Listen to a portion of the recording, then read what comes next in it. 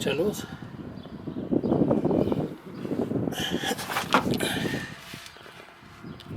Llegar a grabar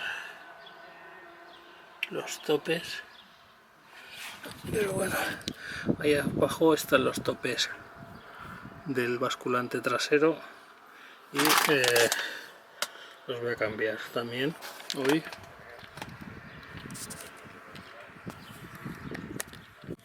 Así podéis ver cómo son, uno nuevo y otro viejo. Esto es como todo plástico, con el tiempo se ha ido desgastando.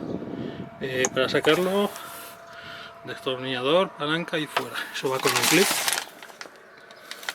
se puede ver aquí, se pone a presión y ya está, se queda encajado en la parte de arriba.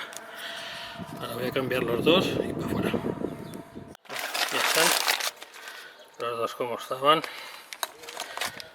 Pues esto es un fallo grave, el ITV.